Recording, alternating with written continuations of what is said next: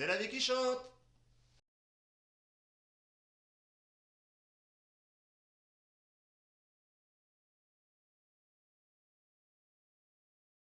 Bonjour à tous et bienvenue dans la deuxième édition des 10 commandements du potager permanent, consacré aujourd'hui à ce commandement, ton sol, tu honoreras.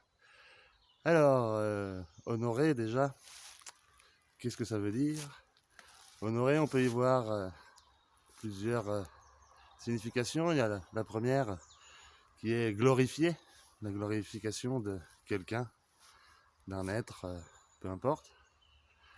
Et il y a aussi la deuxième signification qui est traiter avec le plus profond respect et le plus grand égard.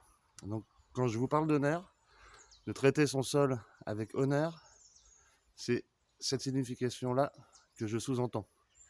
De prendre soin de son sol, de la vie de son sol. Et pour ça, il nous faut apprendre un peu à le connaître. Qu'est-ce que c'est qu'un sol? Alors encore une fois, moi je suis pas un scientifique, un technicien, hein. Donc par contre je connais les grands principes que j'apprends depuis longtemps avec les anciens et puis sur le terrain, de manière empirique, comme on dit.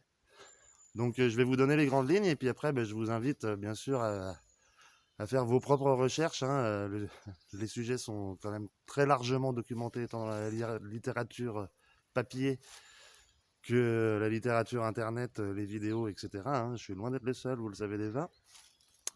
Donc, et ben voilà, et ben pour cela, je vous ai emmené faire un tour en forêt. Pour moi, la forêt, c'est le meilleur support, et c'est le meilleur exemple pour illustrer euh, l'intention qu'on nous devons porter au sol et au jardin. Et voilà, et beaucoup de lois sont décrites dans la forêt. Allez, c'est parti, on y va.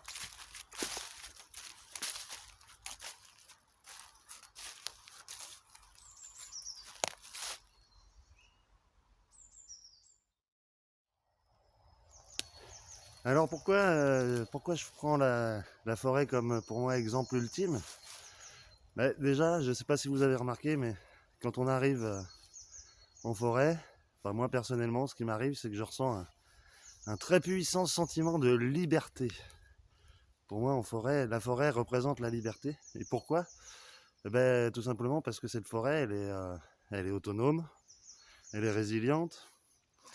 Elle est autonome dans le sens où personne ne vient lui donner à boire, personne ne vient lui donner à manger, personne ne vient travailler son sol. La vie y croit naturellement dans toute son organisation. Et donc voilà, c'est ça qui amène la liberté, c'est cette autonomie. Et alors cette autonomie, elle est due aussi à un parfait équilibre, tout simplement entre la vie et la mort. Hein, vous voyez derrière moi ce tas de feuilles? Ce sont les feuilles de l'année dernière, tombées à l'automne, qui sont depuis en décomposition, avec tout un monde très actif qui s'attelle à une chose, c'est de décomposer cette matière qui nourrit déjà des organismes, et ces organismes qui décomposent cette matière pour rendre des éléments nutritifs disponibles à nos amis les arbres. Hein, hein. Vous voyez ici, on a plein de bois morts qui côtoient des arbres en pleine santé, même des petits jeunes. Ici, je ne sais pas si on voit bien, mais le grand là, il a plus d'écorce, il est déjà en train de mourir. Hein, et il est déjà en train d'héberger des milliards de fourmis, de carabes, de limaces qui sont déjà à l'œuvre pour décomposer ça et le rendre disponible aux racines de l'arbre. Et des arbres à côté. À côté, vous voyez, c'est les petits jeunes qui poussent. Alors, on est en forêt, hein, c'est un milieu hostile où la concurrence est rude. On a aussi des petits jeunes qui ne survivent pas, hein. En général, ce sont quand même les plus grands et les plus gros. C'est pour ça que la forêt est un exemple, mais en termes de jardin, c'est compliqué de jardiner dans la forêt, hein. On n'a pas de lumière, les sols sont acides. Alors, vous comprenez, tout ce bois mort là par terre et toutes ces feuilles, finalement elles ont deux utilités dans la forêt. La première qui est d'alimenter la vie chargée de décomposer la matière en la matière morte, enfin si on peut dire la matière voilà, qui doit être recyclée. Elle a une autre utilité très importante, c'est qu'elle protège le sol de la battance de la pluie. Parce que vous voyez, quand on marche sur le sol, il est évident qu'on le tasse, mais la pluie, on imagine rarement à quel point ça tasse. Et ça empêche, là c'est un sol trop tassé, il n'y a pas assez de circulation de l'air dedans, donc ni de l'eau. Hein, je vous montrerai tout à l'heure, il y a des mares en haut du bois, tellement le sol est tassé par les tracteurs qui viennent bûcheronner. Hein, donc voilà, cette couverture, le sol est en permanence couvert, là, il n'est jamais à nu. Hein, et donc la première couche qu'on va observer, sous ces feuilles, vous voyez, on en voit un petit peu ici, c'est la partie vraiment la plus noire, vraiment la plus superficielle et aussi la plus fragile, c'est ce qu'on appelle l'humus. Là vous voyez, on est donc dans la forêt, c'est le passage du tracteur qui vient s'occuper d'entretenir, je sais pas trop quoi, la forêt. Lui il aime bien entretenir la forêt, je pense que on a besoin de lui ici. Et donc ça fait que finalement dans le passage, vous voyez, là, moi j'ai pris les bottes parce que on est en plein dans l'eau. Et à force, on a cette plante là, je vous en ai déjà parlé, ce sont les ajoncs. Vous voyez, c'est une herbe très fine comme ça, très dure à arracher, très pointue. On peut, vous voyez, c'est vraiment piquant. C'est souple, mais bon. Eh bien ça, c'est une plante, si vous voyez ça dans votre jardin, vous pouvez être sûr que dessous, il y a de fortes chances que vous soyez dans un sol, dans un milieu anaérobique, c'est-à-dire rempli d'eau qui ne respire plus. Alors, il n'y a pas de mauvais sol, hein, tout est rattrapable. Mais alors vous voyez que pour rattraper ça, ça va engager du travail.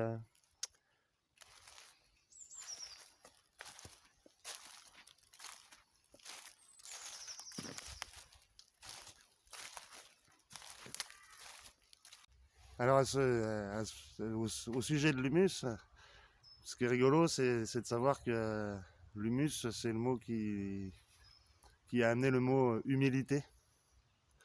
Et du coup, je trouve que ça va quand même très bien avec la forêt parce que ça nous apprend vraiment, vraiment l'humilité. Ça, c'est sûr. Et quand on voit ce qu'est l'humus dans la matière, dans cette chose essentielle à la vie du sol qui héberge tout le mycélium, les champignons, une multitude de vies, toutes les bactéries, tous les insectes, vertébrés et invertébrés, il y en a des milliards, des milliards, des milliards.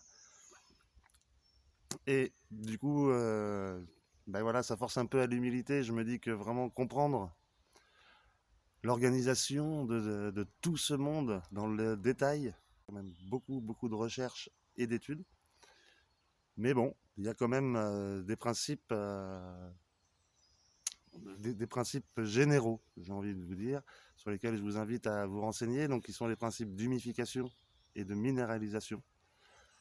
C'est vraiment les deux processus de la décomposition de la matière et de l'assimilation par le sol. Comment la vie animale va digérer la vie végétale en décomposition. Une fois digérée, et seulement digérée, elle libérera des minéraux. Des minéraux parce que les plantes sont comme nous, on a besoin de nutriments, mais on a aussi besoin de minéraux. Vous voyez ? Et la décomposition va aussi amener tout un tas de nutriments. Et tout ça est intimement lié à la vie microbiologique du sol. Voilà, je vous invite vraiment, vraiment à vous renseigner sur ces sujets-là. C'est très bien documenté. Je vais vous trouver quelques sources que je mettrai, comme d'habitude, en description. Mais aller creuser, il y a vraiment plein de solutions pour chaque sol. Donc moi, je vais vous parler surtout, comme j'ai déjà évoqué, l'humus, qui est vraiment une très fine couche de la peau de la terre, qu'on appelle le sol. Et donc, je vais plutôt vous parler, moi, très simplement, très humblement, des différentes couches de sol. Au plus profond, on trouve donc la roche-mère. Elle va être calcaire, elle va être granitique. Alors ça, c'est pas toujours évident à voir. Et c'est important parce que c'est lié déjà aux nutriments et aux minéraux qu'il va y avoir dans votre sol. C'est important de chercher à le comprendre et de le savoir. Pour ça, vous n'hésitez pas à vous rapprocher des sociétés de géologie du coin, des spéléologues. N'hésitez pas, ils sont jamais avares en discussion, hein. Et puis surtout, ce qui nous intéresse, nous, c'est la terre en surface. Et alors nous, on va distinguer trois couches vraiment distinctes, qui sont la couche anaérobique, dans laquelle il n'y a pas d'air, mais il y a de la vie quand même. La couche aérobique, ce qu'on appelle autrement la terre arable, qui est une terre plus meuble, qui a besoin d'air, où là il y a des insectes et des vertébrés qui ont besoin d'oxygène pour pouvoir vivre. Et ensuite, la dernière couche, l'humus. L'humus qu'on ne peut alimenter que par la décomposition. C'est l'acte même du recyclage de la vie par la vie, le cycle de la mort, de la vie, elle reproduit à l'infini. La mort nourrit la vie nourrit la mort nourrit la vie nourrit la mort, c'est ainsi. Je n'y suis pour rien, c'est comme ça. Allez faire un tour en forêt, vous verrez, c'est permanent. Le principe de base étant de ne jamais mélanger ces couches-là, ce sont des mondes différents, hein. C'est pour ça qu'on évite, entre autres, les labours. Et donc, vous comprenez bien que, du coup, tout ça, ça va avoir quand même beaucoup d'implications sur notre manière de travailler au jardin. Comment on travaille notre sol, comment on le prépare, comment on le protège, etc., etc. Vous comprenez? Donc, eh bien, on va voir ça. Allez, c'est parti.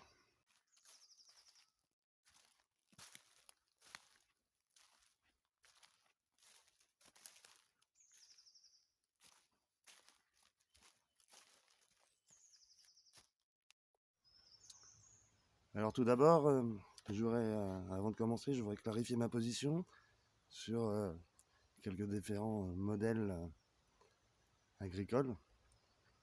Alors déjà, on a l'agriculture intensive, hein, bon, mais ça, on est tous d'accord, hein, que c'est une agriculture qui sème la mort partout et qui du coup devient dépendante d'apports extérieurs humains et donc du coup de synthèse, mais a besoin d'un tracteur aussi, vous comprenez, on veut qu'un 1% de l'humanité nourrisse tout le reste, hein, donc ça fait quand même beaucoup de boulot pour eux, on les comprend, qu'ils ont besoin de gros tracteurs, de gros produits. Enfin bon, ça, on sait où ça mène, hein. Ça mène au désert, ça mène à des sols qu'on a en ce moment, principalement dans les grandes plaines céréalières, hein, mais où si on ne fait aucun apport, qu'il soit organique ou synthétique, hein, eh bien rien ne pousse. Malheureusement, on a détruit la vie du sol à force de tout mélanger. Ensuite, eh bien, on a l'agriculture biologique. Certes, une belle idée, hein, mais le problème, c'est que au final, là où on en est maintenant dans l'agriculture biologique, s'en est réduit à ne pas utiliser de produits issus de la pétrochimie. Voilà, ça ne veut pas dire qu'on comprend mieux la vie du sol. Voilà, je connais des agriculteurs bio qui ont de moins bons résultats et de moins bonne qualité de sol, surtout au travail finalement moins bien que des agriculteurs conventionnels. Et puis pour terminer, il y a une autre agriculture qui est plus vraiment de l'agriculture, on parle donc de permaculture, que moi j'aurais tendance aussi, malheureusement, hein, ce mot est un peu galvaudé, c'est pour ça que je l'utilise peu, même si j'en applique et respecte totalement les principes, hein, nourrir la terre pour nourrir l'homme et produire l'abondance pour un partage des ressources équitable, c'est évident que ce sont mes valeurs. Travailler sur un sol vivant et entretenir la vie du sol, c'est évident. Après, là, en permaculture, pour moi, c'est un idéal, quoi. C'est vraiment magnifique quand c'est possible de prendre tout en compte, de l'habitat à la récolte. Et bon, après, c'est quand même pour le coup très long d'installation, ça demande quand même pas mal d'espace. On peut cultiver très rapidement, hein, c'est pas ce que je veux dire, mais c'est quand même beaucoup d'investissement et beaucoup de temps, quoi. Toute la technique de culture sur butte permanente, de lasagne, c'est très bien, très efficace et on est vraiment sur le modèle de la forêt. C'est vrai qu'on arrive à avoir des jardins totalement autonomes à 90% en eau et même en apport de fumier ou de compost.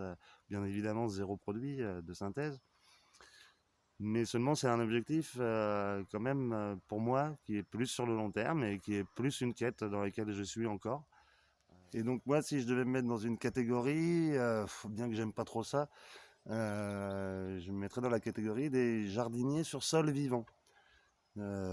C'est-à-dire que j'ai bien conscience de ne pas cultiver en forêt. Par contre, je prends la forêt comme exemple. Parce que je sais que c'est là où je peux observer et prendre modèle de la nature des choses. Vous voyez ce que je veux dire? Je ne sais pas si je m'exprime très bien. Mais donc voilà, j'essaie moi de reproduire ce système-là en maintenant un sol toujours productif. Après, moi je cultive, et c'est un peu le concept de la vie qui chante, hein, de vous transmettre un peu comment on cultive sur des petites surfaces pour que ce soit accessible à tous et assez rapidement. Moi je cultive sur 100 mètres carrés. Donc pour ça, ça demande une culture, un mode de culture respectueux du sol, mais bien particulier au niveau de la technique. Et je vous expliquerai ça encore une fois au fur et à mesure dans des petites vidéos, mais je vais vous en expliquer les grandes lignes. Allez. Ah, tiens, je viens d'entendre le pivert qui lui est sur un arbre en train de mourir, et cet arbre héberge déjà la vie avec les futurs œufs de pivert à venir. Je ne sais pas si vous les entendez.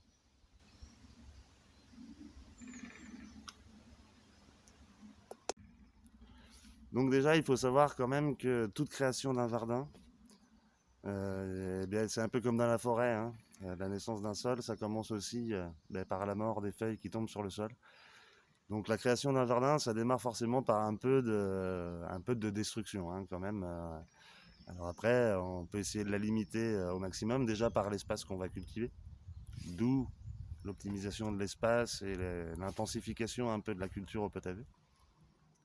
Et puis, il y a aussi la manière dont on va s'y prendre, hein. Donc, moi, ce que je recommanderais, ce serait à l'automne, dans l'idéal, de mettre un dernier coup de tondeuse sur la prairie et sur la pelouse et d'y étendre, dans l'idéal, de la paille ou du matériau décomposable, mais ça peut aussi être une bâche noire en plastique qui nous resservira après à autre chose. Une bâche qu'on aurait récupérée aussi, par exemple, à la coopérative agricole, où tous les agriculteurs viennent jeter leurs bâches d'ensilage qui partiront à la déchetterie, etc. etc. Et donc, l'idéal, ce serait de couvrir complètement l'herbe à l'automne, qu'elle ne voit plus la lumière, et ce qui ferait en fait mourir naturellement, entre guillemets, le couvert végétal, qui serait décomposé par la vie du sol, ni plus ni moins. Et du coup, on n'aurait pas besoin déjà de prendre une charrue et de tout retourner la terre et de mettre tout ce petit monde sans dessus-dessous, de mettre l'humus au fond, la couche anaérobique du sol en l'air.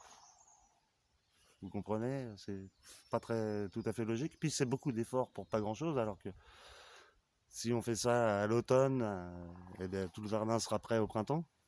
Et si on commence à faire ça au printemps, eh ben, faut prévoir plusieurs morceaux. Parce qu'il faudra quand même bien attendre au moins 2 mois avant que le sol soit propre, quoi, nettoyé, et qu'on puisse après venir le décompacter, l'aérer, pour favoriser les échanges d'eau, d'air, de nutriments. Tout ça aidé bien sûr par la circulation infinie des vers de terre, des carabes et autres limaces. Et donc voilà, c'est bien le principe de base, hein, vraiment, on ne laboure pas, on décompacte. Alors pour ça, il y a des outils qu'on utilise, hein, qu'on utilise, dont la célèbre grelinette, et qui, elle, permet déjà de ne pas se faire mal au dos parce qu'il n'y a pas à se baisser. Et vous voyez, elle vient juste, finalement, soulever la terre. Elle ne mélange pas les couches. Alors, forcément, un petit peu, elle fait tomber un peu d'humus au fond. Bon, c'est un peu ce qu'on peut faire de moins en dégâts, quoi. Donc ça, c'est le premier principe. Vraiment, on ne laboure pas, on ne mélange pas, on ne vient pas saboter toute cette organisation si bien conçue. Le deuxième principe, c'est comme en forêt, hein, le sol est toujours protégé. Donc après, il y a plusieurs techniques. Il y a toutes les techniques de paillage. Alors attention, hein, par exemple le paillage de la tonte, si elle est fraîche, c'est pas excellent. Le foin, c'est bien, ça risque de vous amener des graines, ce qui est pas forcément gênant, ça dépend du temps qu'on a. Mais après, vous avez tous les résidus de coco, on va vous vendre plein de trucs en supermarché, mais bon, en général, vous devriez pouvoir trouver par vous-même le moins cher et le plus local. Alors, nous, moi au potager, les paillages, je les utilise essentiellement l'hiver pour protéger le sol de la battance de la pluie, et l'été, essentiellement pour limiter l'évaporation d'eau du sol. Voilà, accessoirement, ça va m'amener un petit peu d'humus, mais le cycle va être trop court pour réellement amener de l'humus, quoi. L'hiver aussi, j'utilise beaucoup les engrais verts. Les engrais verts, le principe, c'est qu'il y a des cultures telles que les légumineuses, par exemple, qui vont enrichir votre sol en azote. Et il y a d'autres plantes comme des facélies qui vont attirer beaucoup d'insectes au printemps et qui en plus vont vous aider à structurer, à travailler votre sol. Vous voyez, il y a plein d'astuces comme ça et ça permet de laisser votre sol couvert tout l'hiver, mais d'y avoir un intérêt parce qu'en plus, quand vous allez le faucher, vous allez avoir, parce qu'à la fin, il faut le détruire, le faucher, et là, vous allez nourrir l'activité de votre sol, l'activité biologique. C'est évident, vous amenez de la matière à décomposer. Donc c'est vraiment double intérêt. C'est pour ça qu'on parle d'engrais verts. C'est parce qu'à la fois il protège votre sol et en même temps il le nourrit, il le structure, tant par l'apport en matière que par ne serait-ce que ses éléments, ses racines, sa symbiose avec le sol, etc. Et le fait d'avoir une culture permanente, que ce soit un engrais vert ou une culture légumière, eh bien, il se produit le même effet qu'en forêt, mais c'est l'effet canopée. Vous voyez, l'évaporation de l'eau des sols en forêt est grandement diminuée par l'ombre produite par les feuilles en été, vous voyez. Donc finalement, si on resserre nos cultures et qu'on arrive par le feuillage des cultures à faire comme une canopée sur notre plate-bande, eh bien d'une des la mauvaise herbe va beaucoup moins pousser parce qu'elle n'aura pas de lumière, exactement comme en forêt. Hein, c'est la concurrence rude de la vie dans la nature. Et en plus, eh bien, ça va naturellement limiter les besoins en eau et par l'évaporation de l'eau du sol. D'où l'intérêt finalement de cultiver moins grand et plus serré. Voilà. Pour ça, ça implique de travailler à la main, hein, donc pas de tracteur. Voilà. Puis quand on nourrit sa famille, c'est déjà pas mal. En général, on a toujours du rab et ça permet de partager, c'est sympa. Hein. Et alors, comme on n'est pas en forêt, au jardin, on n'est pas en forêt, c'est comme ça. Et eh bien, vous voyez, dans cette forêt-là, il y a essentiellement du châtaignier et du chêne. Bon, voilà, et dans beaucoup de forêts, quand même, il y a des espèces qui dominent, vous voyez. Et nous, au jardin, au potager, c'est pareil, on a fait plusieurs espèces différentes de légumes Déjà, on a des légumes feuilles, des légumes racines, des légumes fleurs, des légumes fruits. Vous voyez, hein, ça c'est lié à la partie qu'on consomme. Mais on a aussi des légumes de la famille des solenacées, de la famille des astéracées, de la famille des brachyracées, des kénopodiacées. Enfin bref, il y en a quelques-unes comme ça, hein, qui n'ont pas les mêmes exigences, que ce soit en minéraux ou en nutriments.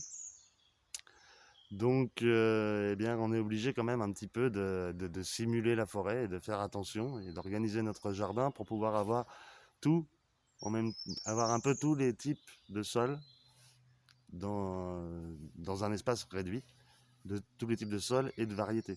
De sols, sachant qu'il y en a quand même surtout deux, des sols très nourris et des sols un peu moins. Voilà, pour résumer. Mais ça, j'aurai une autre vidéo sur la fertilisation, donc je ne m'étale pas plus là-dessus. Donc voilà, nous, on va essayer d'imiter la forêt, de créer plusieurs forêts en fait dans notre jardin, par la rotation des cultures. Et comme malheureusement, dans les jardins, on n'a pas forcément beaucoup de feuilles qui tombent du ciel pour couvrir notre sol et ainsi nourrir l'activité biologique du sol, et bien nous, on va être obligé de faire des apports. Alors c'est pareil, il y aura encore une vidéo aussi sur les amendements et la fertilisation des sols. Le principe, c'est juste toujours d'imiter la forêt, c'est-à-dire que la branche tombe par terre et est mise en décomposition toute seule et tout de suite. Jamais il y a quelqu'un qui vient enterrer l'humus pour que ça pousse mieux, vous voyez? D'où le zéro labour, on ne mélange pas ça. Donc, nous, on viendra épandre notre compost dessus. Voilà, le compost qui aura aussi un intérêt dans la prochaine vidéo, qui concernera plus l'eau et son utilisation et son économie. Il faut savoir que le compost est capable de retenir 10 fois son poids en eau, donc ça a quand même grandement son intérêt suivant les climats où on se trouve.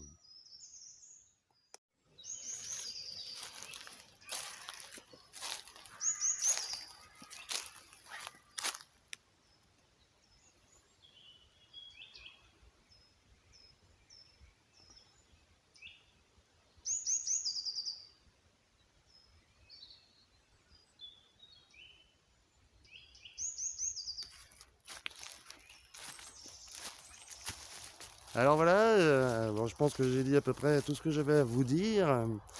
Alors je sais que ça manque certainement de détails techniques, hein, mais encore une fois, rejetez un œil dans les descriptions, j'essaie de vous mettre des schémas et puis des sources où aller chercher. Hein, déjà, ça vous aidera. Mais bon, encore une fois, je cherche surtout dans ces vidéos à vous transmettre les principes et surtout à vous mettre sur les bons chemins, quoi.